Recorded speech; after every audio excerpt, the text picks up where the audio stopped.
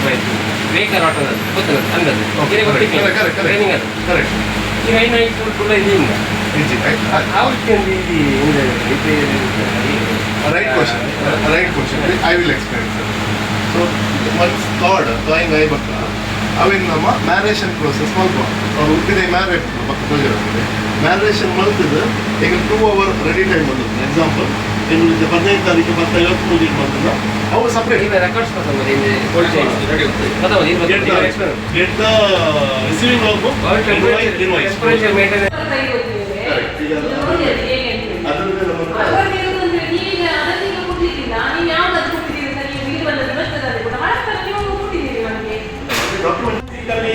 ಏನು ಟಿಕೆಟಲ್ಲೇ ಇದೆ ಚೆನ್ನಾಗಿದೆ ಕ್ವಾಲಿಟಿನೂ ಚೆನ್ನಾಗಿದೆ ಸೊ ಎಲ್ಲ ನೋಡ್ಕೊಂಡು ಒಂದು ನೋಟಿಸ್ ಇಶ್ಯೂ ಮಾಡಿ ನೆಕ್ಸ್ಟು ಏನು ಬರುತ್ತೆ ಮೆಟೀರಿಯಲ್ಗಳು ಆಹಾರ ಏನೇನು ಬರುತ್ತೆ ಕರೆಕ್ಟಾಗಿದ್ದು ಇನ್ವೆಂಟ್ರಿ ಕರೆಕ್ಟಾಗಿ ಮೇಂಟೈನ್ ಆಗಿ ಅಲ್ಲಿ ಸ್ಟಾಕ್ ಎಲ್ಲ ಕ್ಲಿಯರ್ ಆಗಿ ಪೇಪರ್ ಕ್ಲಿಯರ್ ಆಗಿ ಎಲ್ಲ ನೋಡಿಕೊಂಡು ಆಮೇಲೆ ಆಯಿಲ್ ಕೂಡ ಸಿಕ್ಕಾಬಿಟ್ಟೆ ಅವ್ರು ಹೇಳಿದ್ರು ಅದನ್ನೇನೋ ಮೆಥಡ್ ತೋರಿಸ್ತಾ ಇದ್ದಾರಪ್ಪ ಬಟ್ ನಾನು ಐ ಆಮ್ ನಾಟ್ ಕನ್ವಿನ್ಸ್ ಅದು ರಿಪೀಟೆಡ್ ಆಗಿ 5 days ಕಂಟಿನ್ಯೂಸ್ ಆಗಿ ಏನೋ ಯೂಸ್ ಮಾಡ್ತಾರಪ್ಪ ಅವರು ನೋಡಿಕೊಂಡು ಇದು ಮಾಡಿ ಓಕೆ ಸೊ ಮೇಡಮ್ ಅವರೇ ಕಂಪ್ಲೇಂಟ್ ಮಾಡಿದ್ದಾರೆ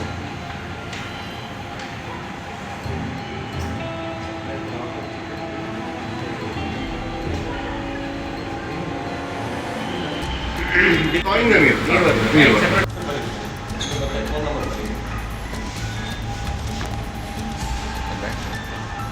ಕವಿತಾ ಫೋನ್ ನಂಬರ್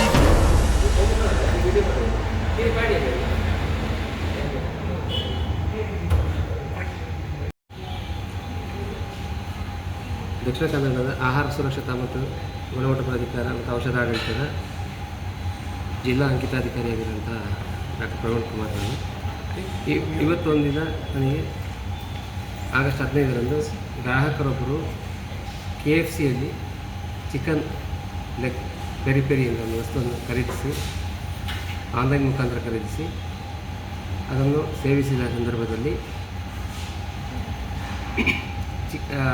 ಚಿಕನ್ ಹಾಳಾಗಿದ್ದು ಹಾಗೂ ಕೆಟ್ಟ ವಾಸನೆ ಬರುತ್ತಿದ್ದು ಇಂಥ ಒಂದು ಇದನ್ನು ಮಾರಾಟ ಮಾಡಿದ್ದು ಖರೀದಿ ಮಾಡ್ಕೊಂಡಿರ್ತಾರೆ ಈ ಥರ ಸಮಸ್ಯೆ ಆಗಿದೆ ಅಂತ ಒಂದು ದೂರು ಬಂದಿರ್ತದೆ. ಆ ದೂರಿನ ಮೇರೆಗೆ KFC MG ರೋಡಲ್ಲಿರುವಂಥ KFCಯಲ್ಲಿ ಕೇಸರಾಬಂದು ಅಲ್ಲಿರುವಂಥ KFCಗೆ ಭೇಟಿ ನೀಡಿ ಅಲ್ಲಿಯ ಕಿಚನ್ನು ಸಿಬ್ಬಂದಿಗಳನ್ನು ಸ್ಟೋರೇಜು ಇನ್ನಿತರ ಸೌಲಭ್ಯ ಇನ್ನಿತರ ಇದನ್ನು ಪರಿಶೀಲಿಸಿದಾಗ ಚಿಕನ್ ಸ್ವಲ್ಪ ಆಗಿದ್ದು ಮೇಲ್ನೋಟಕ್ಕೆ ಕಂಡು ಬಂದಿರ್ತದೆ ಹಾಗೂ ವಾಸನೆ ಬಂದಿರೋದು ಸಹ ಮೇಲ್ನೋಟಕ್ಕೆ ಕಂಡು ಬಂದಿರ್ತದೆ. ಈ ಬಗ್ಗೆ ನಾವು ಆಹಾರ ಮಾದರಿಯ ಸ್ಯಾಂಪಲ್ಗಳನ್ನು ಫುಡ್ ಟೆಸ್ಟಿಂಗ್ ಲ್ಯಾಬೊರೇಟರಿ ಆಹಾರ ಪರೀಕ್ಷಣಾ ಪ್ರಯೋಗಾಲಯಕ್ಕೆ ಕಳಿಸೋದಕ್ಕೋಸ್ಕರ ಸ್ಯಾಂಪಲ್ ತಿಳ್ಕೊಂಡಿದ್ದು ಚಿಕನ್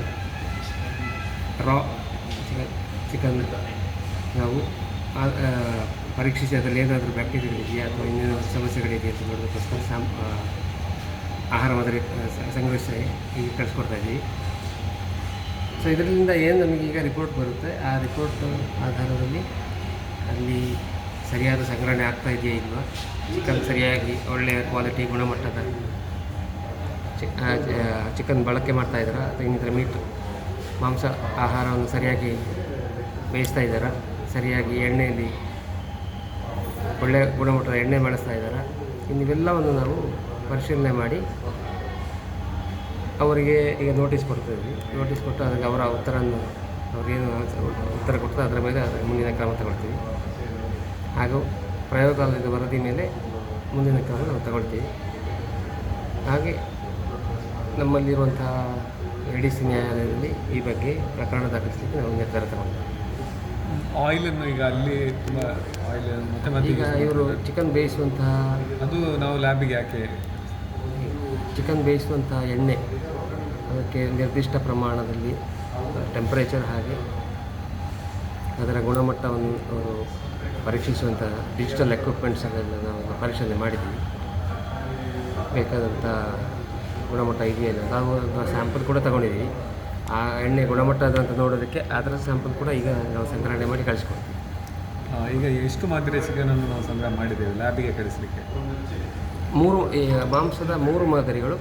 ಯಾವುದೆಲ್ಲ ಒಂದು ಚಿಕನ್ನಲ್ಲಿ ಒಂದು ಫ್ರೋಝನ್ ಲೆಗ್ ಇದ್ದು, ಇನ್ನೊಂದು ಥಾಡ್ ಅಂದರೆ ಟೆಂಪ್ರೇಚರ್ 0 to 4 ಡಿಗ್ರಿ ಇರುವಂತಹ ಆಹಾರ ಮಾದರಿಯನ್ನು, ಪ್ಲಸ್ ಹಾಗೆ ಬೇಯಿಸಲಿಕ್ಕೆ ಮಸಾಲ ಮಿಕ್ಸ್ ಮಾಡಿ ಇಟ್ಟಿರುವಂಥ ಚಿಕನ್ ಆಹಾರ ಮಾದರಿ.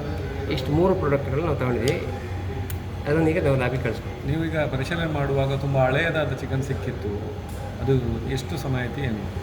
ಈಗ ಅಲ್ಲಿ ಈಗ ತೆಗೆದಂಥ ಸ್ಯಾಂಪಲ್ಗಳಲ್ಲಿ 3ನೇ ತಿಂಗಳು 4ನೇ ತಿಂಗಳು ಮಾರ್ಚ್ ಏಪ್ರಿಲಲ್ಲಿ ಪ್ಯಾಕೆಟ್ ಮಾಡಿದಂಥ, ಅಂದರೆ ಮಾರ್ಚ್ ಏಪ್ರಿಲ್ ಹೆಚ್ಚು ಕಮ್ಮಿ ಏಪ್ರಿಲ್ ಪ್ಯಾಕೇಜ್ ಮಾಡಿದಂಥ ಫುಡ್ ಸಿಕ್ಕಿದೆ. ಅಂದರೆ 4 ತಿಂಗಳ ಹಿಂದಿಂದು. ಅವರ ಪ್ರಕಾರ ಅವರನ್ನು ಶೆಲ್ಫ್ ಲೈಫ್ ಇನ್ನೂ 6 ತಿಂಗಳ ಮೇಲೆ ಅದರಲ್ಲಿ ಇದೆ ಅಂತ ಅವರು ಸಮಜಾಯಿಷಿ ನೀಡುತ್ತಾರೆ. ಅದನ್ನೆಲ್ಲ ನಾವು ಪರಿಶೀಲನೆ ಮಾಡಿ ಕ್ರಮ ತಗೊಳ್ತೀವಿ. ನಿಖರ ಸುದ್ದಿ, ಸದಭಿರುಚಿಯ ಕಾರ್ಯಕ್ರಮ. ನೀವು ನೋಡ್ತಾ ಇದ್ದೀರಾ ಕಹಳೆ ನ್ಯೂಸ್, ಸಮಾಜದ ಜಾಗೃತಿಗಾಗಿ ವಸ್ತುನಿಷ್ಠ ವರದಿ.